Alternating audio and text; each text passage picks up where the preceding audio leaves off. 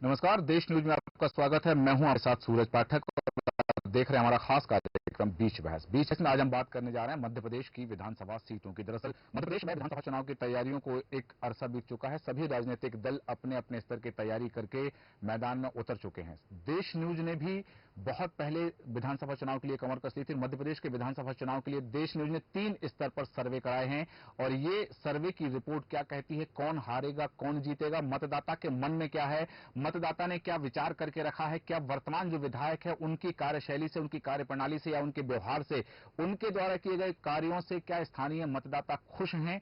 Survey report के साथ, खास मेहमानों के साथ आपसे हम मुखातिब हैं, क्योंकि खास मेहमान राजनीतिक, क्योंकि जिनके साथ हम चर्चा करने वाले हैं वो मेहमान ऐसे हैं जिन्होंने पिछले कई चुनाव देखे हैं, कई चुनावों का विश्लेषण किया है। केवल 2020 के उपचुनाव नहीं, 2021 के उपचुनाव नहीं, 2018 का विधानसभा चुनाव, 2013 का विधानसभा चुनाव और उसके पहले के विधानसभा चुनाव में भी उन्होंने सक्रिय भूमिका निभाई। और राजनीतिक विश्लेषक उन्हें ऐसे ही नहीं कहा जाता है, क्योंकि राजनीतिक उन्होंने विश्लेषण किया, कई चुनावों को बहुत करीब से देखा है और वो उनकी निकटता जो चुनावों में रही है, राजनीतिक दलों से रही है, राजनीतिक दलों के साथ साथ उन्हें इस बात का भी भान है कि कहां क्या समीकरण है। खास मेहमान हमारे साथ स्टूडियो मौजूद है। हमारे साथ हैं राजनीतिक विश्लेषक आलोक सिंघई जी। आलोक सिंघई जी, बहुत स्वागत करते हैं देश न्यूज में आपका। साथ ही हमारे साथ हैं राजनीतिक विश्लेषक नवीन जोशी जी। नवीन जोशी जी, आपका भी स्वागत करते हैं।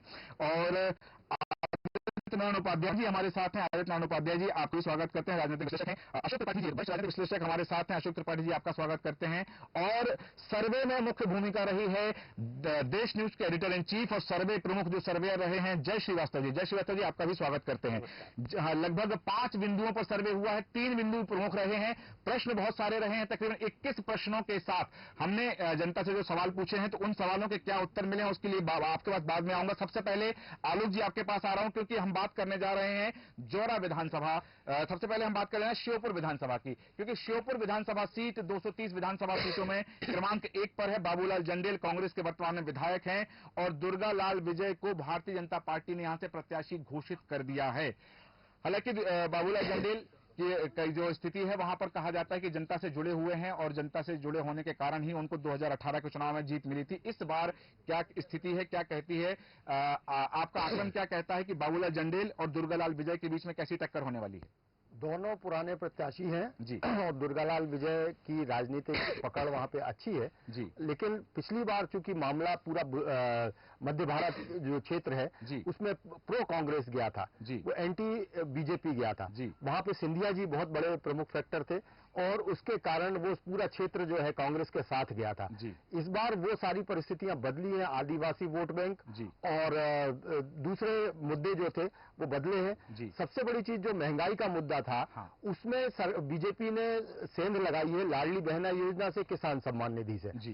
तो ये जो बदले फैक्टर हैं, हाँ। इनके बीच में ये चुनाव जो है टसल वाला तो है, जी। लेकिन इतना अप्रत्याशित भी नहीं रहेगा। जी। क्योंकि दुर्गालाल विजय के पास में जो भाजपा का पुराना वोट बैंक है जी। वो मौजूद है। हाँ। लेकिन बाबूलाल जंडेल के साथ में अभी सिंधिया नहीं है। जी। तो ये जो बदली परिस्थिति है, हाँ। इसमें चुनाव जो है क्या करवट लेता है ये देखना पड़ेगा। अभी मतलब दोनों के बीच में कांटे की टक्कर है, ये कहा जा सकता है। बिल्कुल सही कहा आपने कि कांटे की टक्कर देखने तो मिलेगी। नारायण उपाध्याय जी, आपके पास आना चाहूंगा। जैसे कि कहा कि वहां ये जो सीट है, इस सीट पर ज्योतिरादित्य सिंधिया का भी असर पड़ता है, नरेंद्र सिंह तोमर का भी असर पड़ता है, लेकिन भारतीय जनता पार्टी ने जिन प्रदेश की लगभग 100 सीटों लगभग ऐसी उन्होंने तय करके रखी जो जिन्हें आकांक्षी सीटों का नाम दिया, और उनमें से 66 सीटों को आकांक्षी सीटों में शामिल किया, जिसमें एक सीट श्योपुर भी है, जिसमें उन्होंने दुर्गालाल विजय को प्रत्याशी बनाकर उतारा है। दुर्गालाल विजय पहले चुनाव हार गए थे।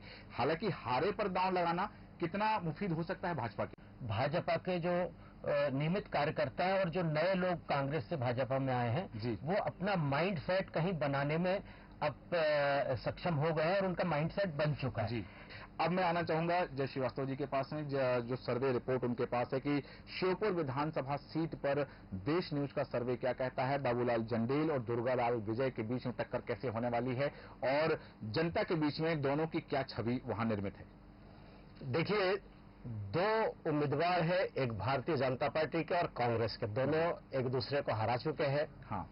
बहुजन समाज पार्टी यहां पर बहुत महत्वपूर्ण भूमिका में है। जी।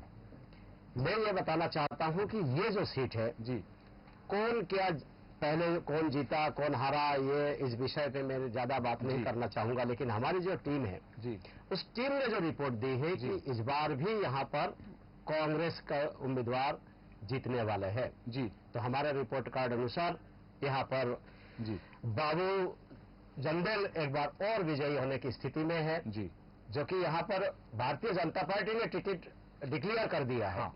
तो अब सुनिश्चित है जी, कि बाबू जंदेल और डॉक्टर दुर्गालाल विजय इस बार यहाँ पर उम्मीदवार होंगे। हाँ, एक बार और यहाँ पर कांग्रेस के उम्मीदवार जीतने की स्थिति में हमारे रिपोर्ट कार्ड के अनुसार। लेकिन यदि कांग्रेस बाबूलाल जंडेल का टिकट काट देती, क्या संभावना है 1% भी चांसेस हैं कि नहीं, बहुत स्ट्रांग कैंडिडेट है और हम जितने भी मेरे इंफॉर्मेशन के अनुसार इनका टिकट नहीं काट रहे हैं और इनका टिकट काटना होता हाँ, तो अभी तक कई एंगल से जो है सूचना मिल चुकी होती। हाँ। मैं एक बात बता देना चाहता हूं कि बाबू जंडेल भी हाँ, बीजेपी में जा सकते थे, हाँ, बहुत अवसर मिला उनको। जी, आपने बहुत मीडिया में सुना होगा या देखा होगा हाँ, कि बाबू जंडेल के खिलाफ जो है कांग्रेस में ही किए जाने वाले एक हवा उड़ाई थी, लेकिन बाबू जंडेल जो है वहां पर टिके रहे। बिल्कुल, इसी कारण से उनका टिकट नहीं काटना है, वो एक कांग्रेस के प्रति वफादार है, इसीलिए उनका टिकट नहीं काटेगा।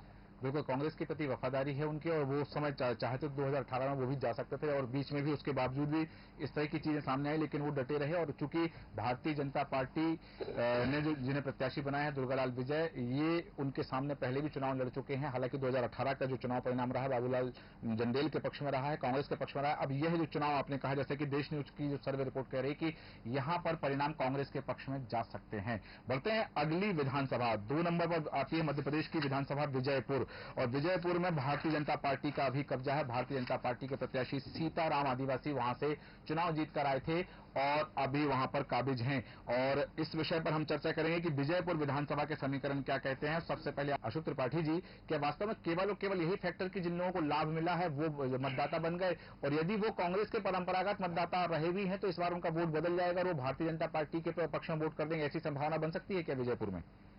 देखिए, दोनों बात है।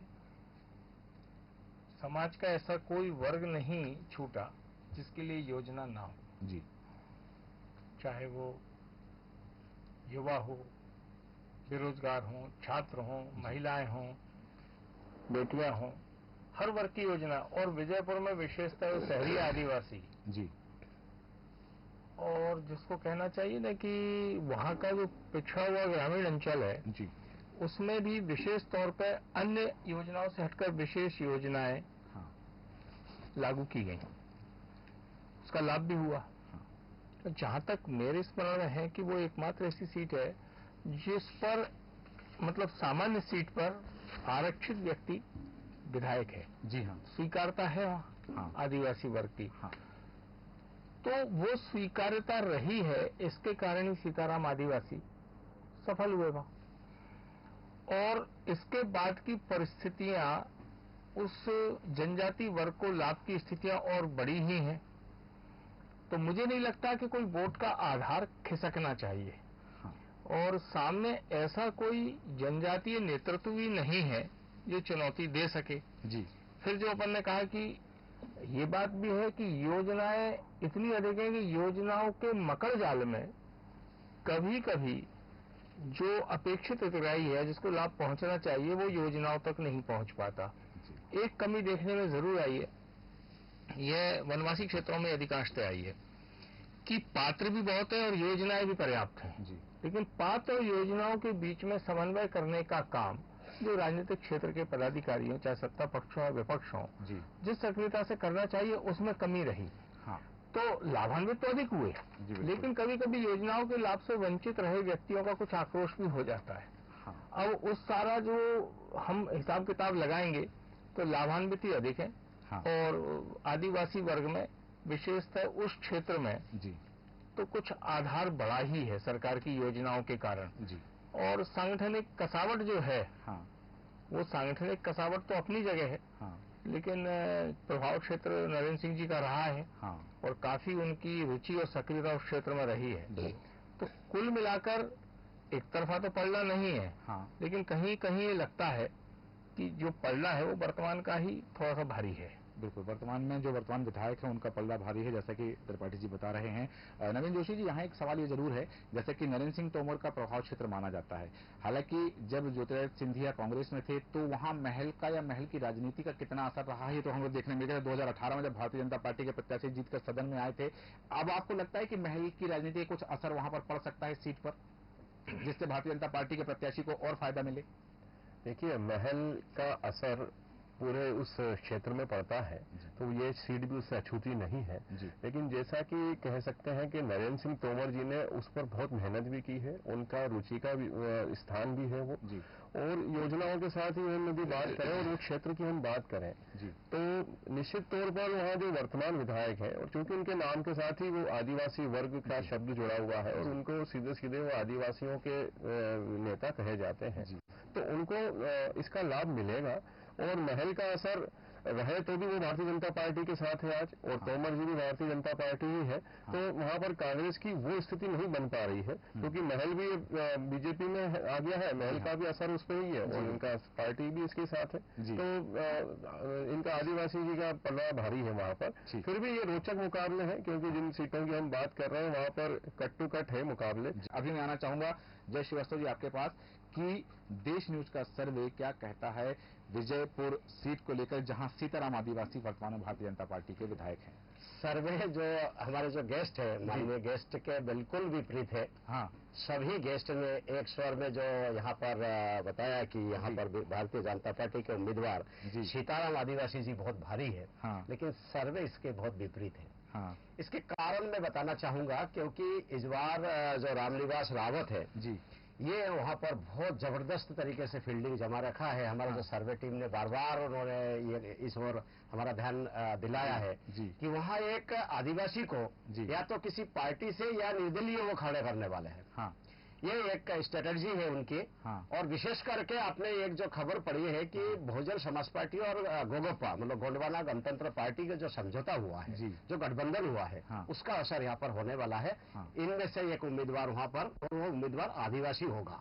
अब हम बात करेंगे सबलगढ़ विधानसभा की। सबलगढ़ विधानसभा सीट पर भारतीय जनता पार्टी ने प्रत्याशी घोषित किया है, महिला प्रत्याशी उतारा है सरला रावत। सरला विजय सिंह रावत को सबलगढ़ से यहाँ प्रत्याशी घोषित किया है भारतीय जनता पार्टी ने। और बैजनाथ कुशवाहा जो हैं वह कांग्रेस के यहाँ पर विधायक हैं। तो बैजनाथ कुशवाहा की स्थिति क्या है और इनके सामने सरला विजेंद्र रावत जो हैं वो कितनी दमदार प्रत्याशी साबित होने वाली हैं, हम बात करेंगे आलोक सिंह जी से।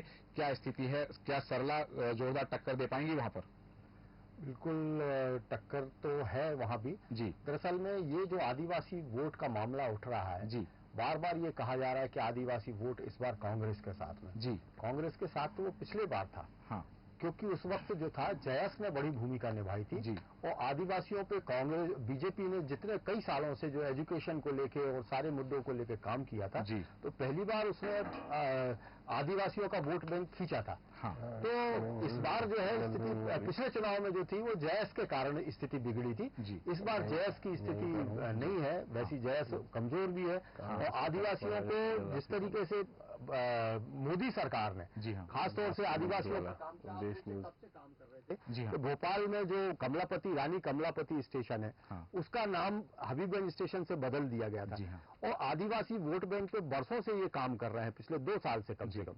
तो आदिवासी वोट बैंक में जो पेनिट्रेशन है बीजेपी का वो बढ़ा है और इसलिए इन पूरे इलाकों में आदिवासी वोट बैंक, महिला वोटर और जिस तरीके से पिछड़ों की बात कही गई है वो सारे जो है डिसीजन फैक्टर है हाँ। इसलिए हमें नहीं लगता कि कोई बहुत बड़ा इस बार सत्ता के विरोधी लहर वहां पे इस क्षेत्र में बढ़ेगी। बिल्कुल ठीक है, चूंकि हम यदि एक एक विधानसभा पर अपने सभी अतिथियों से चर्चा करेंगे तो समय बहुत ज्यादा हो जाएगा, इसलिए हम एक अतिथि से एक विधानसभा पर चर्चा करके हमारे सर्वे प्रमुख जय श्रीवास्तव जी के पास आना चाहूंगा कि सबलगढ़ विधानसभा सीट को लेकर के देश न्यूज का सर्वे क्या कहता है, जहां पर महिला प्रत्याशी के रूप में सरला विजेंद्र रावत को भारतीय जनता पार्टी ने उतारा है और बैजनाथ कुशवाहा यहाँ पर वर्तमान में विधायक हैं कांग्रेस के।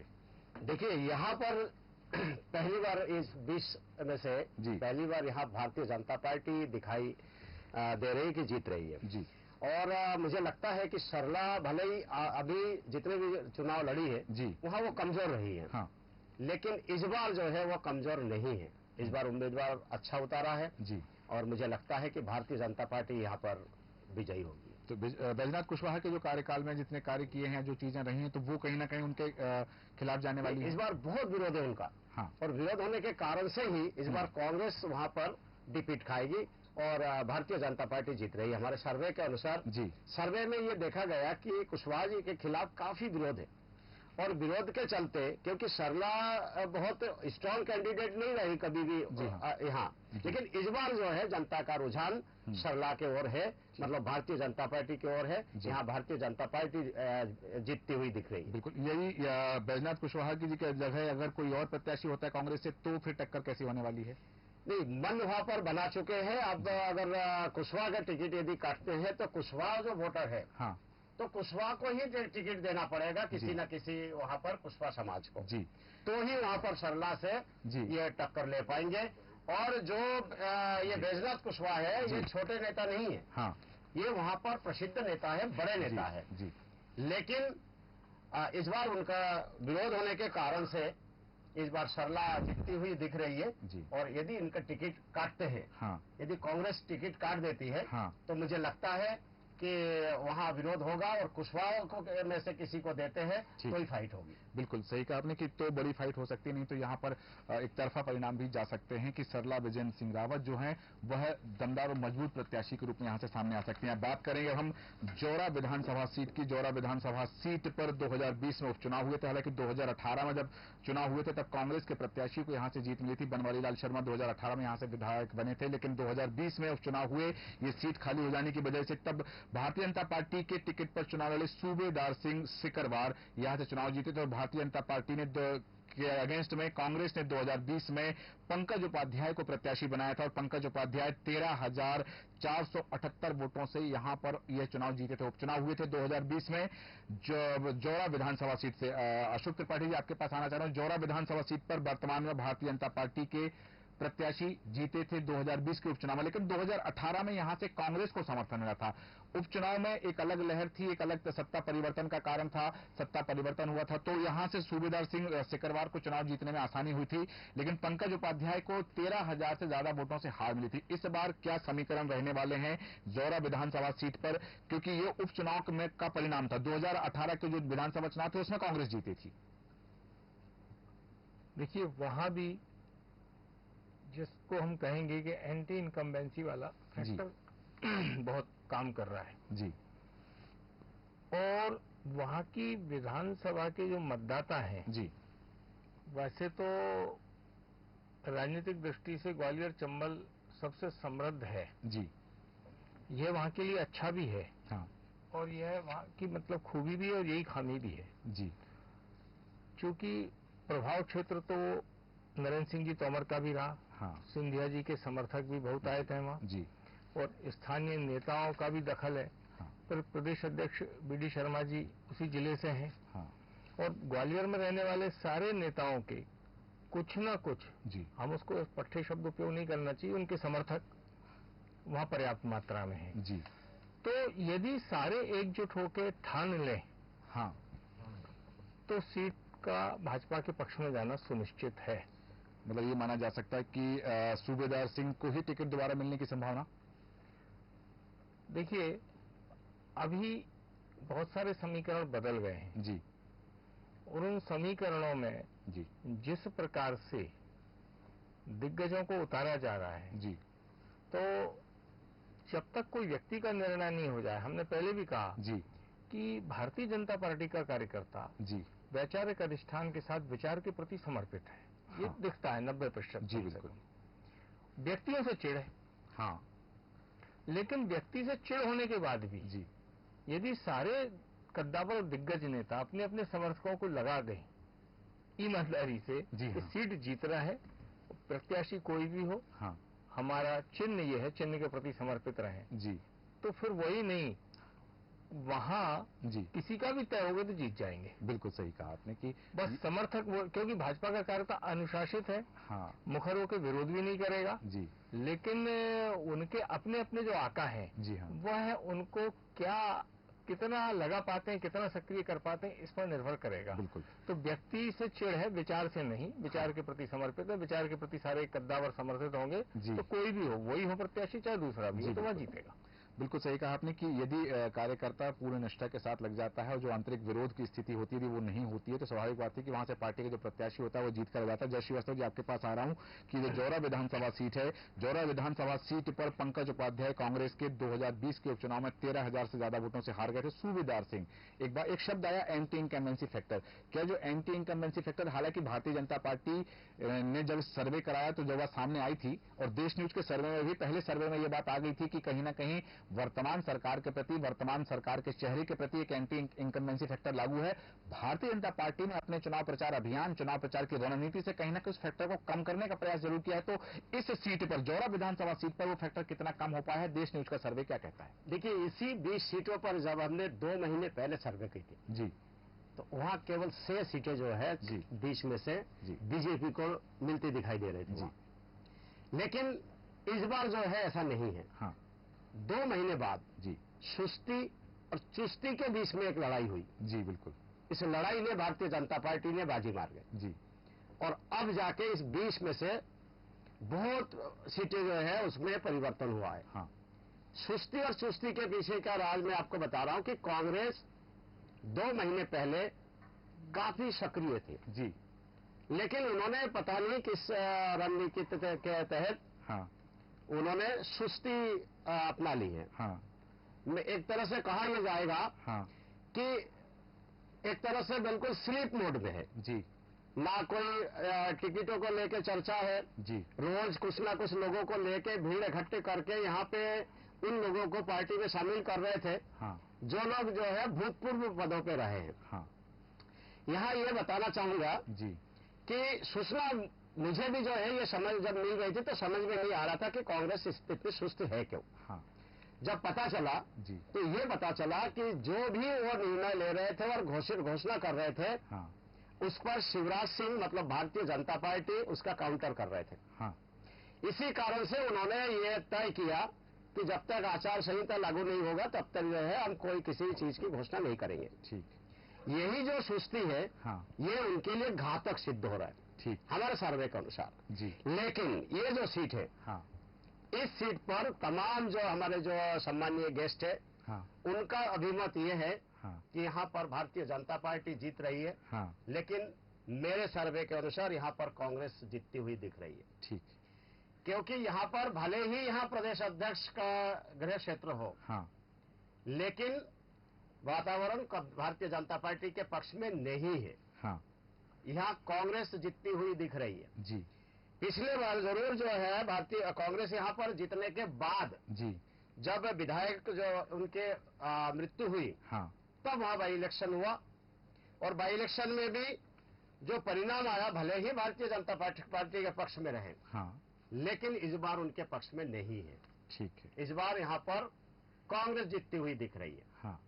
जी, तो ये जो सीट है, ये सीट इस बार कांग्रेस के पक्ष में जा सकती है। देश न्यूज का सर्वे जो कह रहा है कि यहाँ जो समीकरण बने हैं, क्योंकि क्षेत्रीय आधार पर बात जरूर है, या फिर प्रदेश अध्यक्ष भारतीय जनता पार्टी का उनका क्षेत्र जरूर लगता है, लेकिन वहां पर भारतीय जनता पार्टी का जो प्रदर्शन है वह अपेक्षाकृत कम हो सकता है।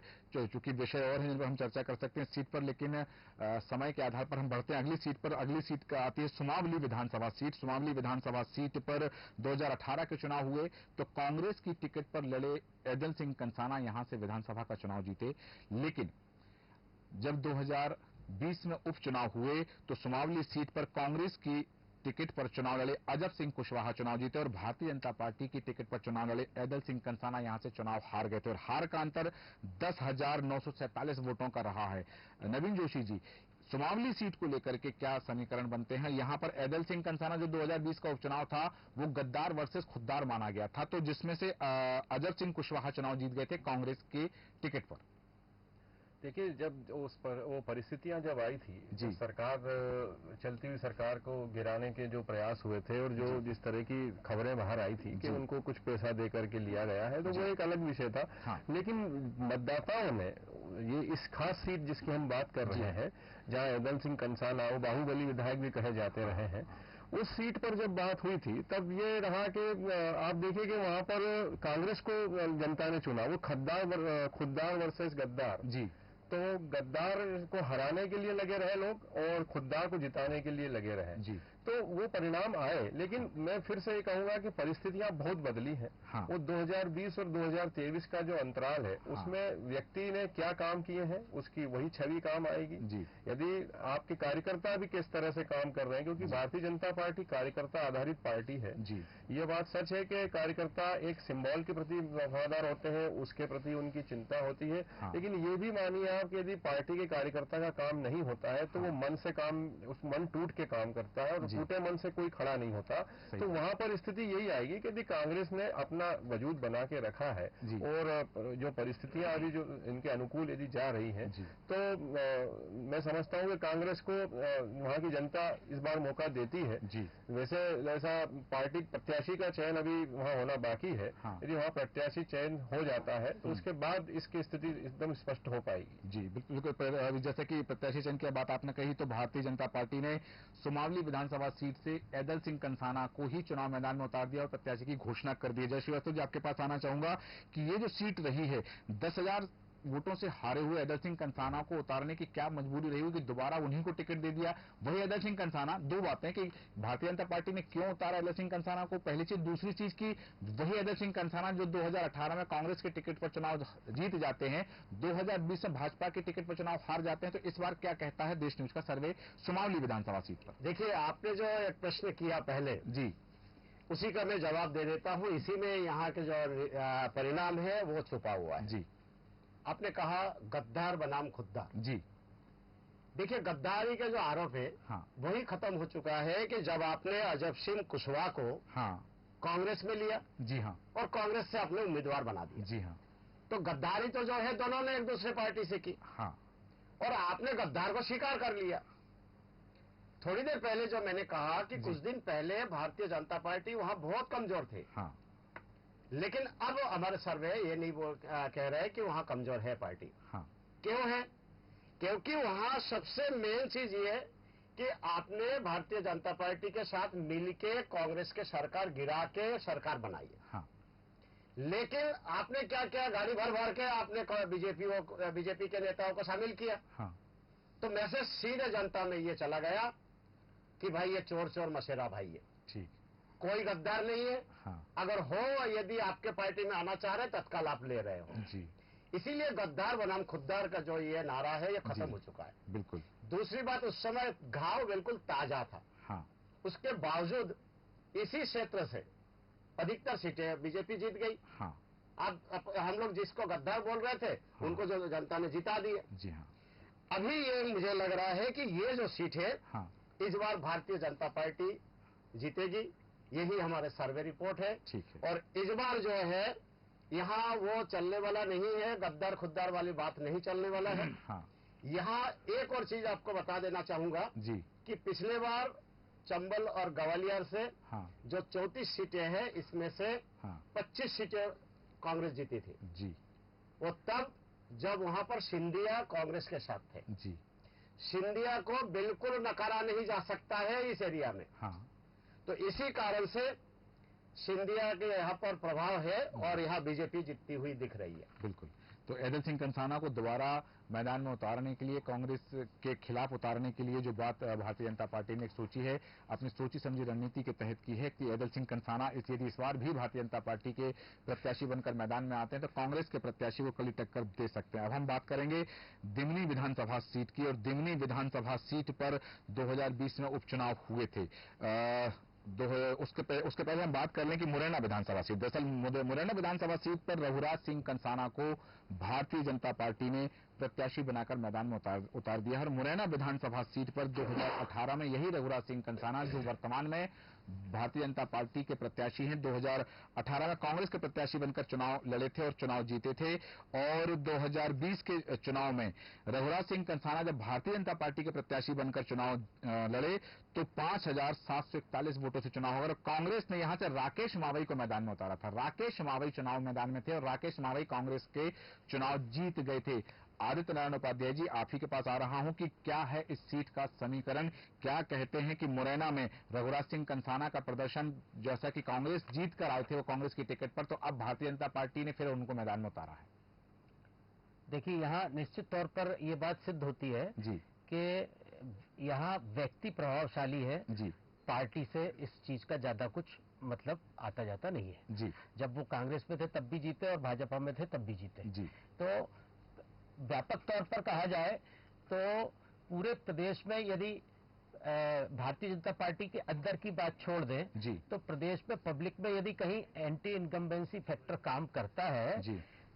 उसको भारतीय जनता पार्टी ने भी कहीं किसी हद तक स्वीकार किया, इसीलिए उसने बड़े बड़े दिग्गजों को चुनाव में उतारने की शुरुआत की है। बिल्कुल। और चूंकि वो एंटी इनकम्बेंसी फैक्टर कम हो जाए कुछ किसी तरीके से, हाँ। इसलिए व्यक्तित्व को विशेष ध्यान दिया जा रहा है। हाँ। और व्यक्तित्व की जहां तक व्यक्तित्व की बात है, निश्चित तौर पर उस सीट पर चूंकि इनका व्यक्तिगत प्रभाव है और ये पूरे क्षेत्र में गुर्जर, कुशवाहा, रावत और लोधी, ये पूरे ग्वालियर चंबल क्षेत्र में ये ओबीसी मतदाताओं में विशेष स्थान रखते हैं और इनका प्रभाव पड़ता है। तो ये पूरे क्षेत्र में अभी पिछले 2-4 दिन पहले ही गुर्जर समाज का एक बहुत बड़ा कार्यक्रम ग्वालियर में हुआ था और उसमें निश्चित तौर पर उनकी जो आक्रामक शैली थी काम करने की, उन्होंने पुलिस की गाड़ी वाड़ी पर भी हमला कर दिया था। तो इस तरीके से ऐसा लगता है कि कहीं ना कहीं ये जो बड़े समाज क्षेत्र में जिनके मतदाता ज्यादा हैं और जो प्रभावशाली हैं, ये प्रभाव करेंगे अपनी जगह पे, लेकिन इनमें जो व्यापक व्यक्तित्व रखते हैं, बड़ा व्यक्तित्व रखते हैं, उनको टिकट दिए जाने से उनके जीतने की संभावना तो बढ़ती है। बिल्कुल सही कहा आपने कि यहाँ जातिगत समीकरण जो है वो हावी हो सकते हैं। जय श्रीवास्तव जी, आपके पास आ रहा हूँ कि रघुराज कंसाना 2018 में कांग्रेस की टिकट पर चुनाव लड़े, 2023 में वह भारतीय जनता पार्टी के प्रत्याशी और 2020 में जब वो भारतीय जनता पार्टी के प्रत्याशी थे तब चुनाव हार गए थे। राकेश मावई यहां से चुनाव जीत गए थे। कांग्रेस किसको मैदान में उतारने वाली है और रघुराज कंसाना को उतारकर भारतीय जनता पार्टी क्या संदेश देना चाहती है और इस सीट पर जातिगत समीकरण किस तरह से हावी होने वाले हैं? देखिए, जैसे माननीय उपाध्याय जी ने बोला है, वो बिल्कुल जातीय समीकरण के विषय में इन्होंने पूरी बात बोल दी है जी। और वर्तमान वहां पर कांग्रेस के विधायक है जी, लेकिन इस बार जो है वहां भारतीय जनता पार्टी का पलड़ा भारी है जी। जो रघुराज सिंह कंसाना है, ये बहुत पहले भी जो है बहुत स्ट्रांग कैंडिडेट रहे जी, लेकिन बीच में जो बाई इलेक्शन हुए जी, बाई इलेक्शन में नया कैंडिडेट होने के कारण से वहां पर कांग्रेस को जीत मिली जी। और वहां एक आक्रोश था कंसाना के प्रति जी, कि आप जो है हमें आपको जिताया, जो आपने खुददार गद्दार वाली बात की। जी। अब देखिए, यही चीज मैं जो दिखाना चाह रहा था कि वहां पे कांग्रेस से बीजेपी में जाके टिकट लिया है तो बीजेपी के नेता कांग्रेस में आ गए, लेकिन वहां जनता ने जो है असमंजस की स्थिति में रह के फिर से उनको जिता दिया था जी। लेकिन यहाँ ऐसा नहीं है, यहाँ ना कांग्रेस के विधायक तो बीजेपी में चले गए लेकिन बीजेपी से कोई नहीं आया जी हाँ। तो इसीलिए जो है यहाँ पर उस जो आक्रोश का जो परिणाम था उससे ये कंसाना हार गए थे। ठीक, इस बार जो है यहाँ पर भारतीय जनता पार्टी जीतती हुई दिख रही है और हमारी जो सर्वे रिपोर्ट है उससे भारतीय जनता पार्टी यहाँ पर जीती है। रघुराज कंसाना जीत सकते हैं, लेकिन रमेश उपाध्याय को आम आदमी पार्टी ने यहाँ से प्रत्याशी घोषित कर दिया है अपना। तो रमेश उपाध्याय किसके लिए चुनौती बनने वाले हैं? नहीं, ये केवल कांग्रेस के लिए चुनौती बनने वाले हैं वो, और यही एक फैक्टर था जो भारतीय जनता पार्टी हार सकती थी वहां पर, लेकिन आम आदमी पार्टी के यहाँ पर मैदान में आने से अब आसान हो गया। ठीक है, अब भारतीय जनता पार्टी के लिए आसानी हो गई है क्योंकि आम आदमी पार्टी ने रमेश उपाध्याय को मैदान में उतार दिया। बढ़ते हैं अगली सीट पर, जो दिमनी सीट है, जिस सीट पर पूरे प्रदेश की नजर लगी हुई है और सबसे ज्यादा चर्चित सीट इस समय है दिमनी सीट, क्योंकि यहाँ से भारतीय जनता पार्टी ने 2023 के विधानसभा चुनाव के लिए नरेंद्र सिंह तोमर को मैदान में उतारा है। 2018 में गिरिराज दंडोतिया यहाँ से चुनाव मैदान में उतरे थे और उस समय वो कांग्रेस की टिकट पर थे, कांग्रेस की टिकट पर चुनाव जीत गए थे। हालांकि यदि हम बात करें उपचुनाव की, तो उपचुनाव में कांग्रेस के रविंद्र सिंह तोमर यहां से चुनाव जीते थे, गिरिराज दंडोतिया चुनाव हारे थे 26,467 वोटों से। इतना बड़ा अंतर था जीत और हार का, और वहां से कांग्रेस की टिकट पर रविंद्र सिंह तोमर चुनाव जीत गए थे। तो मैं आना चाहूंगा नवीन जोशी जी आपके पास में कि सबसे पहले तो इस सीट को इतना खास क्यों बना दिया भारतीय जनता पार्टी ने नरेंद्र सिंह तोमर को मैदान में उतारकर? देखिए, ये सीट पर आज जैसा आपने कहा, न केवल मध्य प्रदेश बल्कि देश की नजर टिकी हुई है जी, क्योंकि इतने बड़े राष्ट्रीय मतलब नेता जिनको मध्य प्रदेश से नेता बने हैं वो, लेकिन आज की तारीख में देश के बड़े नेता कृषि मंत्री रहे भारत सरकार के, और उनको यदि यहाँ पर उतारा गया है जी, तो पार्टी की एक रणनीति होगी कि वो जब इस सीट से उतरे हैं जी, तो आसपास की कई सीटों को भी प्रभावित करेंगे। तो उनका यहाँ पर आना, दिल्ली से उनका नाता और वहां पर क्योंकि काम भी हुआ है, तो नरेंद्र सिंह तोमर जी का वहां से उतरना पूरी उस क्षेत्र की सीटों का असर उस पर आएगा। जी। अब बात करें कि दिल्ली का, जैसा कि आपने उसका पुराना इतिहास बताया, जी, तो वो बहुत ज्यादा अंतर से वहाँ हार जीत का फैसला नहीं होता है। बीच में 600-800 वोटों से भी जीत हार हुई है। जी हाँ। तो बहुत कश्मकशपूर्ण मुकाबले होते हैं वहाँ पर। पर चूंकि तोमर जी को उतारा गया है, तो निश्चित तौर पर नरेंद्र सिंह तोमर न केवल अपनी जीत पक्की करेंगे, बल्कि उसके सराउंडिंग सीटों के भी जीत को वो तय करेंगे। तो ये सीट प्रतिष्ठापूर्ण भी है, लेकिन यहाँ पर भारतीय जनता पार्टी की स्थिति मजबूत दिख रही है। बिल्कुल सही कहा आपने कि यहाँ पर भारतीय जनता पार्टी की स्थिति मजबूत दिख रही है, लेकिन यहाँ एक सवाल ये जरूर है कि जहाँ 10,000 वोटों से, जय श्रीवास्तव जी आपके पास आना चाह रहा हूँ कि 10,000 वोटों से हारे हुए प्रत्याशी को मैदान में उतार दिया है ऐदल सिंह कंसाना को दूसरी विधानसभा सीट से, और वहीं कांग्रेस छोड़कर आए भारतीय जनता पार्टी में गिरिराज दंडोतिया यदि हार जाते हैं तो उनकी जगह ये सीट नरेंद्र सिंह तोमर को दे दी जाती है। तो कांग्रेस के लिए चुनौती बन गई है, और पहला सवाल तो ये कि कितनी बड़ी चुनौती के रूप में कांग्रेस के लिए, दूसरा क्या ये नरेंद्र सिंह तोमर के लिए साख का सवाल बन गया है? देखिए, पूरे मध्य प्रदेश में जी, इस सीट से जो सर्वे रिपोर्ट में बताने वाला हूं, जी, हो सकता है कि बहुत चौंकाने वाला हो। जी, और शायद आप लोगों को यकीन नहीं होगा। जी, इस सीट से वर्तमान कांग्रेस के विधायक हैं। जी, नरेंद्र सिंह तोमर ने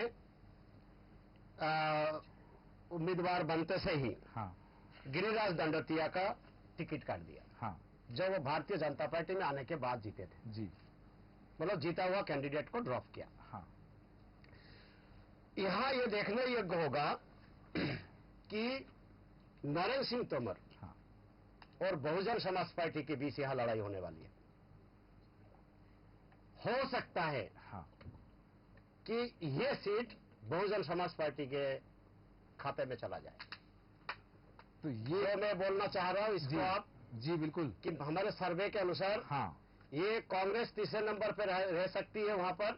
और नरेंद्र सिंह तोमर जिनके ऊपर सबके नजर है, पूरे देश के नजर है, वो हो सकता है कि दूसरे नंबर पर रहे। तो भारतीय जनता पार्टी ने जो चाल चली है, जो या जो दांव फेंका है कि सब कुछ जायज है। वो माननीय जोशी जी ने जो कहा, मैं उससे सहमत हूं कि आसपास के जो तोमर वोटर है या आसपास के जो वोटर है उस पर प्रभाव तो करेंगे ही, प्रभाव डालेंगे जी। लेकिन दिमनी सीट अटक गई है। सर्वे के अनुसार दिमनी सीट पे कड़ा मुकाबला है, लेकिन इस मुकाबले में जो दंडोतिया को बहुजन समाज पार्टी ने टिकट दिया है, बलवीर सिंह दंडोतिया जी, अगर गिरिराज दंडोतिया का टिकट कटता है तो वहां पर जो दंडोतिया का माहौल है वो एक तरफा बहुजन समाज पार्टी की ओर जाएगा। बिल्कुल। तो गिरिराज दंडोतिया तो देखिए, जो ब्राह्मण वोटर है वो भी बहुजन समाज पार्टी में जाएगा। ठीक। दलित वोटर बहुजन समाज पार्टी में जाएगा।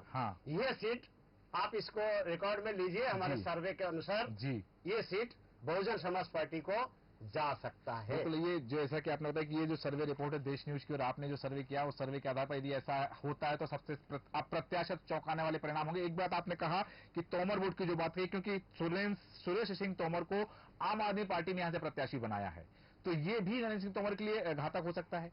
बिल्कुल। मैं एक और बात बता देना चाहूंगा। जब सर्वे रिपोर्ट मेरे टेबल पे आई जी, तो मैंने फिर से उसमें रिटर्न किया कि एक बार और मुझे कंफर्म करिए जी। 2-3 बार जब कंफर्मेशन वहां से मिली जी कि भारतीय जनता पार्टी और बहुजन समाज पार्टी के बीच में टक्कर होने वाली है यहां पर जी, और ऐसा लगता है कि नरेंद्र सिंह तोमर वहां पर चुनाव हारने वाले हैं, ठीक, तब जाके मैं ये बोलने की हिम्मत कर रहा हूं, क्योंकि तीनों जो लहर है हमारी सर्वे की जी, तीनों लहरों में जो है वहां बहुजन समाज पार्टी बहुत अच्छा परफॉर्मेंस देने की स्थिति में आई है। ठीक है, बिल्कुल। बलवीर सिंह दंडोतिया जो है वह कांग्रेस के लिए कितनी चुनौती बनेंगे यह तो बाद में है, लेकिन नरेंद्र सिंह तोमर के लिए बड़ी चुनौती हो सकती है, क्योंकि कांग्रेस यदि इस सीट से, दिमनी सीट से रविंद्र सिंह तोमर को ही मैदान में उतारती है तो कहीं ना कहीं भारतीय जनता पार्टी की जो रीति नीति रही है या उन्होंने जो चाल चली है, दांव फेंका है कि नरेंद्र सिंह तोमर यदि यहां से चुनाव मैदान में आते हैं तो रविंद्र सिंह तोमर जो कांग्रेस के विधायक हैं यहां से उन्हें मात दी जा सकती है। आम आदमी पार्टी ने भी यही चाल चली और उन्होंने क्या चाल चलते हुए सुरेश सिंह तोमर को यहां से मैदान में उतार दिया आम आदमी पार्टी ने, लेकिन बसपा ने बलवीर सिंह दंडोतिया को मैदान में उतारा है। तो ये एक सशक्त और मजबूत प्रत्याशी के रूप में आ सकते हैं, सबके लिए चुनौती बन सकते हैं। और जैसा कि देश न्यूज का सर्वे कह रहा है, अजय श्रीवास्तव जी ने कहा कि नरेंद्र सिंह तोमर दूसरे स्थान पर भी यहां पर हो सकते हैं। ये अप्रत्याशित परिणाम हो सकते हैं इस सीट से। चुनाव परिणाम क्या होगा देखेंगे, लेकिन बढ़ते हैं अगली सीट पर जो आती है। मैं पाठक जी इसमें एक और आपको इंटरप्ट करूंगा, और एक और बात है जो कि ये बहुत हॉट सीट है। जी हाँ, इसीलिए मैं बोल रहा हूँ, जो मैंने कहा, ये मैंने लगभग यहाँ 250 लोगों से हमारे सर्वे वहाँ पर किया गया है जी। और 250 लोग वो जो हमारे यहाँ हेड ऑफिस के स्तर पे बात की गई है जी। जो तीनों लेयर की बात मैं कर रहा हूँ, जो जिन लोगों ने सर्वे करके सर्वे रिपोर्ट दी है, मैं उन लोगों के ऊपर भरोसा ना करते हुए इंडिविजुअल यहाँ पे हमने सर्वे कराया है कि क्या ये जो सर्वे रिपोर्ट मेरे सामने है ये सही है। लेकिन उसमें भी यही सामने आया है कि हो सकता है कि नरेंद्र सिंह तोमर और बहुजन समाज पार्टी के बीच में टक्कर हो और नरेंद्र सिंह तोमर हार जाए। बिल्कुल, तो ये स्थिति यहां पर हो सकती है। बढ़ते हैं अगली सीट की ओर, जो है अंबाह सीट। अंबाह सीट से 2018 में कांग्रेस की टिकट पर चुनाव लड़े कमलेश पाठक चुनाव जीते थे और उसके बाद में विधायक बने थे। लेकिन अंबाह जो अनुसूचित जाति के लिए आरक्षित सीट है, कमलेश जाटव भारतीय जनता पार्टी की टिकट पर उपचुनाव में चुनाव लड़े और चुनाव जीते हैं और 13,000 वोटों से सत्य प्रकाश सखवार कांग्रेस के चुनाव हार गए थे। आपका कहना चाहूंगा आलोक सिंघई जी की ये जो सीट है अंबाह सीट में चुनाव परिणाम हमेशा बदलते रहे हैं, किसी एक राजनीतिक दल का बहुत लंबे समय तक यहां कब्जा नहीं रहा। तो इस बार क्या स्थिति है, वहां के विधायक जो है वर्तमान में, यदि बात करें अंबाह सीट से कमलेश जाटव, तो जाटव फैक्टर कितना कारगर होने वाला है वहां पर? बिल्कुल, जाटव फैक्टर जो है असर करता है जी।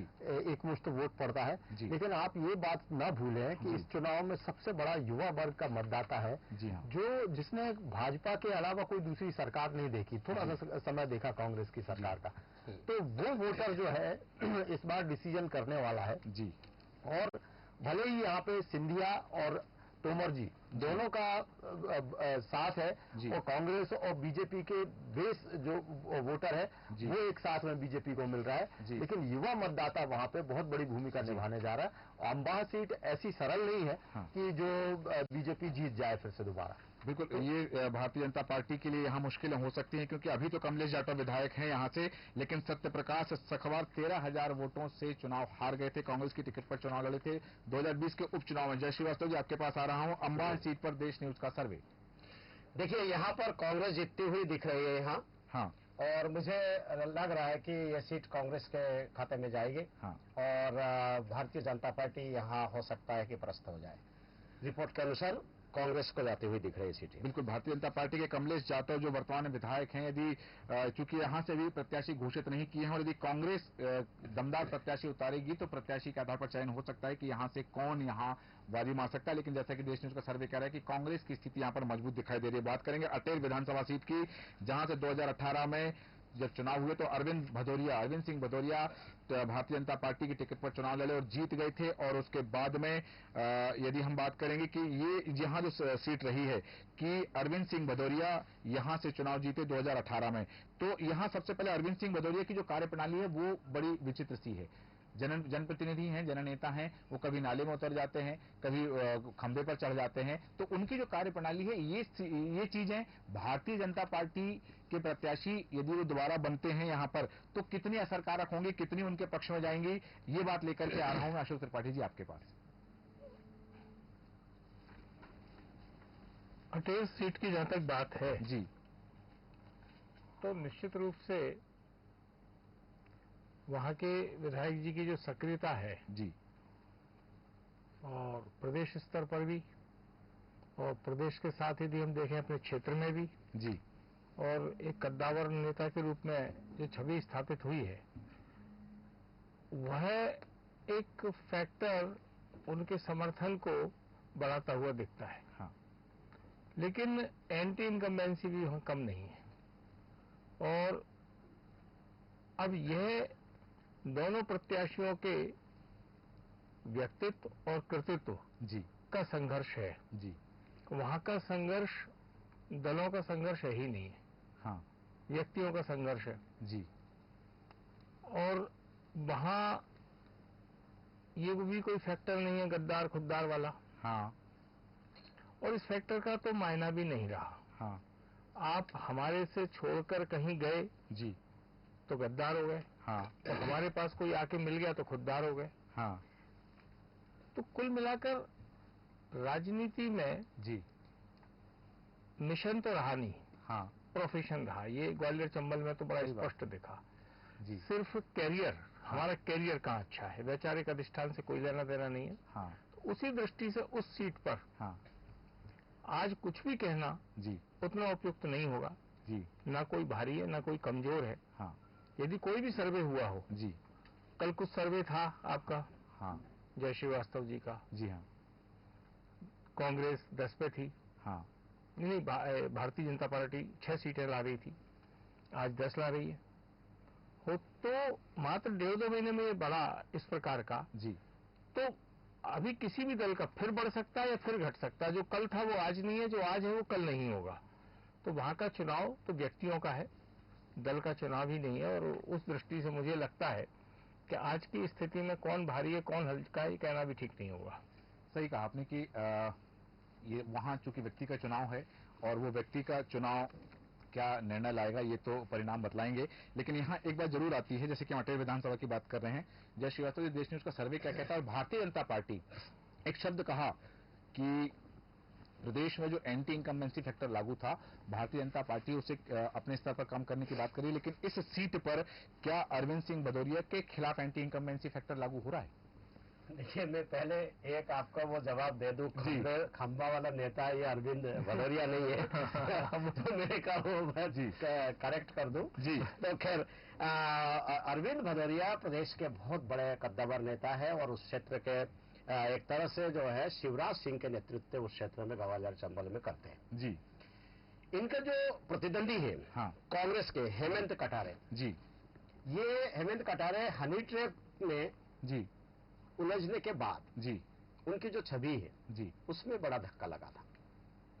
जो इनके पिताजी की छवि वहां पर थी जी, हेमंत कटारे ने उस छवि को बरकरार नहीं रख पाए जी, केवल वो ब्राह्मणों के बल पे हाँ, कि ब्राह्मण और ठाकुरों की जो लड़ाई है जी, उसके फायदे से वो जितना चाहते हैं जी।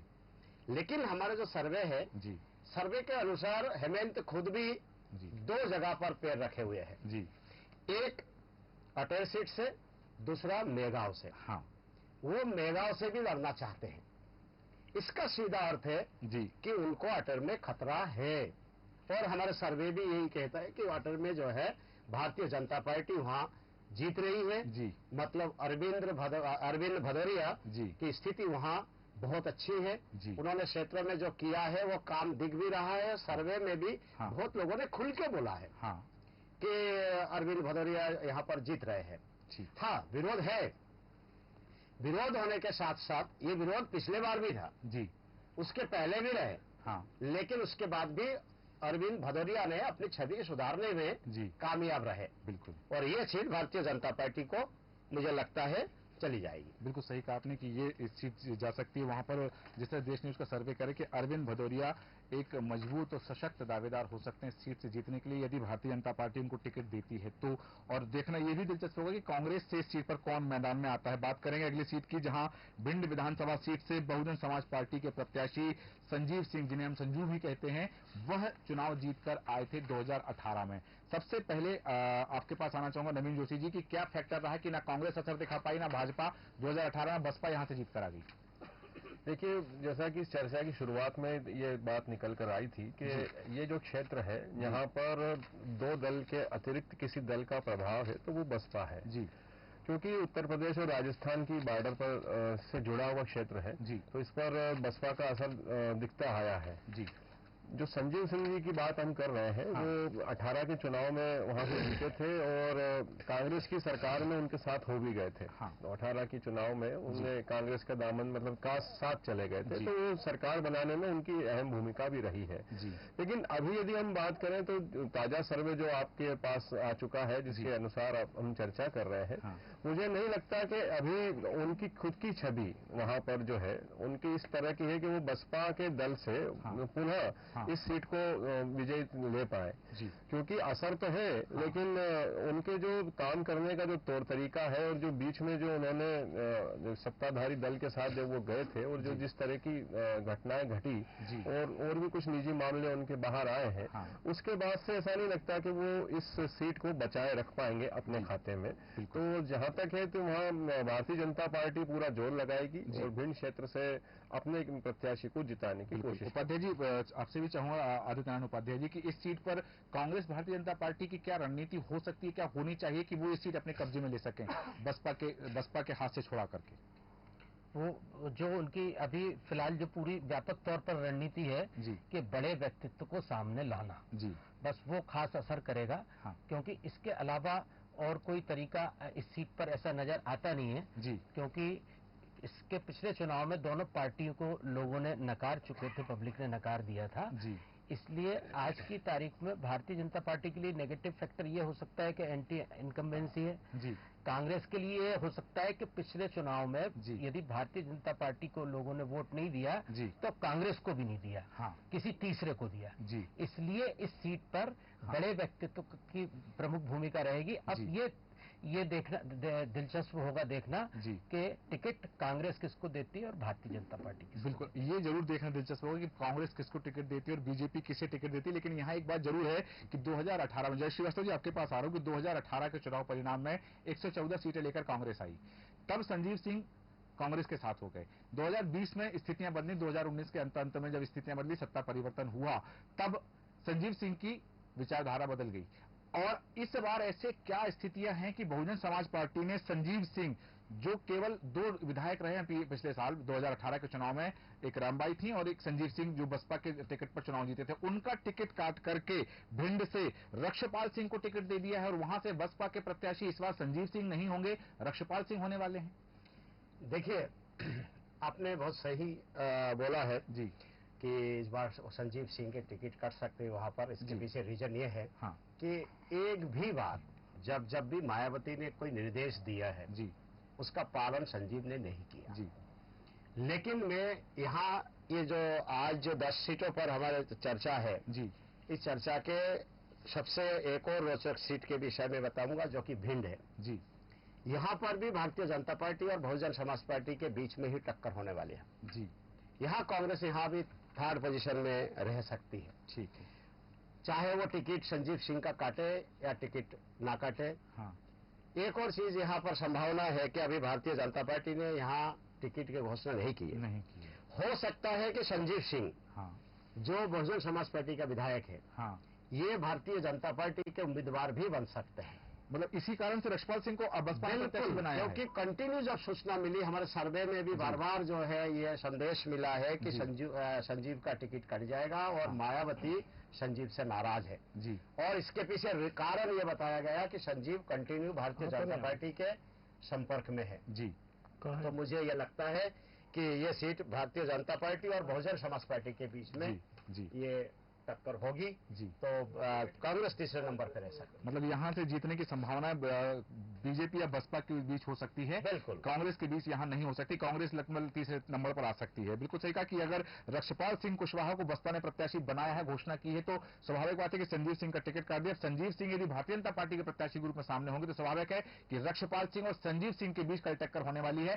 कांग्रेस किसे प्रत्याशी बनाती है, कांग्रेस के प्रत्याशी कौन कौन होंगे, यह कौन जो यहाँ प्रत्याशी होंगे, तो उनका मुकाबला संजीव सिंह से होने वाला है या फिर रक्षपाल सिंह से, ये देखना दिलचस्प होगा। हालांकि आज हम 20 विधानसभा पर चर्चा करने वाले थे, पर चूंकि विश्लेषण इतना अधिक, चूंकि आप लोगों का, आपके सभी के समीकरण, सभी का नॉलेज जो है उन विधानसभा सीटों को लेकर के चर्चा हमारी लंबी हो गई है, तो आज हम 10 सीटों के विश्लेषण पर ही चर्चा को विराम देंगे और क्रमशः प्रतिदिन हमारा यह कार्यक्रम रहेगा। हम चाहेंगे कि आपका जो नॉलेज है, हमारे अतिथियों का जो ज्ञान है, राजनीतिक विश्लेषण उन्होंने जो किया है, मध्य प्रदेश के चुनावों को बहुत नजदीक से देखा है, पिछले कई चुनावों को, तो हमारे दर्शकों को उनके ज्ञान का लाभ मिले।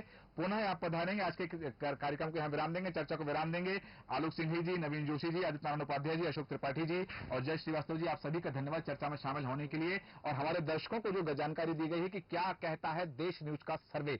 देश न्यूज ने 3 स्तर पर 3 लेयर में सर्वे कराया है और और उस सर्वे की रिपोर्ट के आधार पर कई चौंकाने वाली बातें सामने आई हैं। जैसा कि सबसे बड़ी बात देश न्यूज का सर्वे कर रहा है दिमनी विधानसभा सीट पर कि नरेंद्र सिंह तोमर दूसरे स्थान पर हो सकते हैं और यहां से बलवीर सिंह दंडौतिया कहीं मैदान ना मान ले जाएं, ये बातें सामने आ सकती हैं।